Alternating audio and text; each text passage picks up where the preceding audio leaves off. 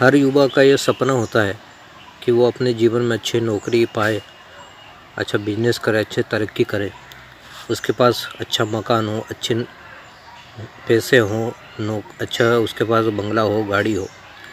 ये हर युवा का सपना होता है। ज्ञान वापी का केस लड़ने वाले जो विष्णु जैन है, उनका भी यही सपना था कि अब वो वकालत के द्वारा अच्छा पैसा कमाए, अच्छा मकान हो, गाड़ी हो उनके पास। ये उनका भी एक सपना था।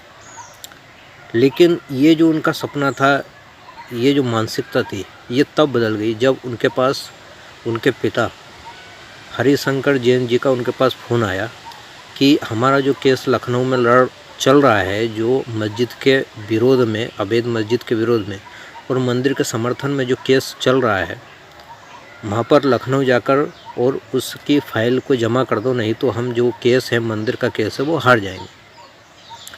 उस समय जो हरिशंकर जैन जी जो थे, वो दिल्ली में एक अस्पताल में भर्ती थे। उनकी तबीयत बहुत ज़्यादा सीरियस थी, मतलब जीवन और मौत के बीच में वो झूल रहे थे। ऐसी स्थिति में उन्होंने अपने जीवन की परवाह किए बिना, उनको मंदिर की चिंता थी कि हम मंदिर का यदि केस नहीं उसमें लड़ेंगे, फाइल जमा नहीं करेंगे तो हम केस हार जाएंगे। उनको मतलब मंदिर की चिंता थी। और ये विष्णु जैन जी को, जो उनके पुत्र थे, उनके एकदम वो हैरान रह गए कि मेरे पिता जो हैं वो जीवन और मौत के बीच में झूल रहे हैं, लेकिन अपने जीवन की परवाह किए बिना उनको मंदिर की चिंता है, मंदिर के लिए फ़ोन कर रहे हैं। तब से विष्णु जैन जी की मानसिकता जो है वो बदल गई और उन्होंने अपने जीवन का यही लक्ष्य बना लिया कि अब मैं जो भी केस लड़ूंगा अपने सनातन धर्म के लिए, अपने सनातन धर्म की रक्षा के लिए लड़ूंगा, यही मेरा जीवन होगा। और जो वकालत है उसके द्वारा वो ऐसे ही केसों को अपने हाथ में लेते हैं जिसके द्वारा वो सनातन धर्म की लड़ाई लड़ सके।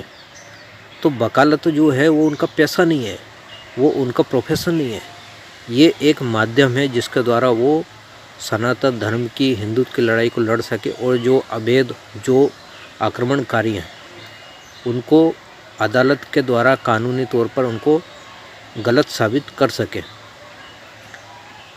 ये हमारे लिए एक हीरो हैं, एक महान है, हमारे लीजेंड है विष्णु जैन जी और उनके पिता जो हरिशंकर जैन जी है। ये हमारे लिए एक रोल मॉडल है कि हमें भी इनके रास्ते पर चलना चाहिए।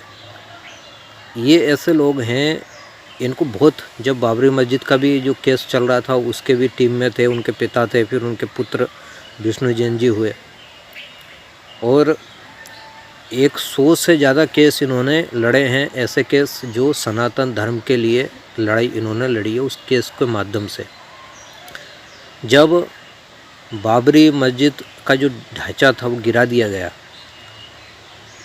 और फिर उसके बाद जो थी सब पूजा पाठ सब बंद हो चुकी थी, तो हरिशंकर जैन जी को ये पता था कि यदि पूजा पाठ बंद हो गई, जो नियमित पूजा है वो यदि बंद हो गई, तो हमारा जो केस है अयोध्या का, जो राम मंदिर का जो केस है वो कमज़ोर पड़ जाएगा। इसलिए उन्होंने पूजा पाठ नियमित तौर पर फिर से प्रारंभ करने के लिए कि नियमित तौर पर इसका पूजन पाठ हो, इसके लिए फिर केस लड़ा और इस आधार पर केस लड़ा कि जो राम जी हैं वो तो संविधान के हमारे मुख्य पृष्ठों पर उनकी तस्वीर है, उनकी फ़ोटो है, उनका नाम है, मतलब एक संवैधानिक प्रतीक है। इस आधार पर उन्होंने केस लड़ा। उस आधार पर फिर से नियमित जो पूजा है राम जी की वो फिर से प्रारंभ हुई और इसके बूते पर हमारा केस मजबूत हुआ। राम मंदिर का जो केस था वो मजबूत हुआ, उसमें सफलता हासिल हुई। तो ये हमारे लीजेंड हैं, ऐसे महान जो अपने प्रोफेशन के द्वारा हिंदुत्व की लड़ाई को लड़ रहे हैं। हम इनको बहुत बहुत धन्यवाद करते हैं। इनका जितना भी धन्यवाद हो बहुत कम है और हमको भी ये प्रेरणा लेनी चाहिए कि हम इनके राह पर चल सकें। राम राम।